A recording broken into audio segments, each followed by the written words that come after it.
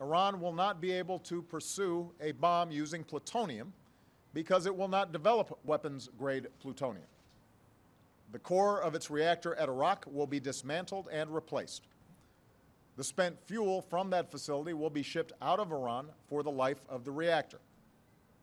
Iran will not build a new heavy water reactor, and Iran will not reprocess fuel from its existing reactors, ever. Second, this deal shuts down Iran's path to a bomb using enriched uranium.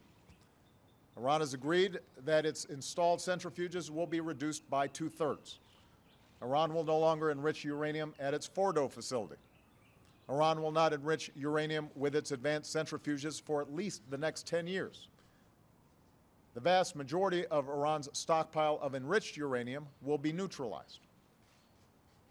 Today, estimates indicate that Iran is only 2 or 3 months away from potentially acquiring the raw materials that could be used for a single nuclear bomb. Under this deal, Iran has agreed that it will not stockpile the materials needed to build a weapon. Even if it violated the deal, for the next decade at least, Iran would be a minimum of a year away from acquiring enough material for a bomb. And the strict limitations on Iran's stockpile will last for 15 years.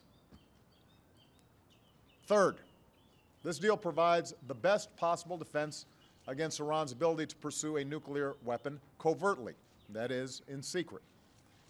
International inspectors will have unprecedented access not only to Iranian nuclear facilities, but to the entire supply chain that supports Iran's nuclear program, from uranium mills that provide the raw materials to the centrifuge production and storage facilities that support the program. If Iran cheats, the world will know it. If we see something suspicious, we will inspect it. Iran's past efforts to weaponize its program will be addressed. With this deal, Iran will face more inspections than any other country in the world. So this will be a long-term deal that addresses each path to a potential Iranian nuclear bomb. There will be strict limits on Iran's program for a decade. Additional restrictions on building new facilities or stockpiling materials will last for 15 years. The unprecedented transparency measures will last for 20 years or more. Indeed, some will be permanent. And as a member of the Nuclear Non-Proliferation Treaty, Iran will never be permitted to develop a nuclear weapon. In return for Iran's actions, the international community has agreed to provide Iran with relief from certain sanctions. Our own sanctions and international sanctions imposed by the United Nations Security Council. This relief will be phased as Iran takes steps to adhere to the deal. If Iran violates the deal, sanctions can be snapped back into place. Meanwhile, other American sanctions on Iran for its support of terrorism, its human rights abuses, its ballistic missile program, will continue to be fully enforced. Now, let me reemphasize, our work is not yet done. The deal has not been signed.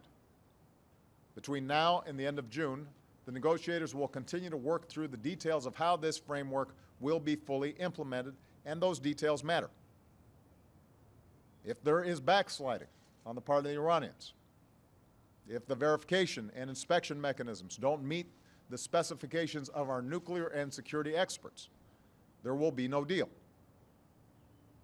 But if we can get this done, and Iran follows through on the framework that our negotiators agreed to, we will be able to resolve one of the greatest threats to our security and to do so peacefully.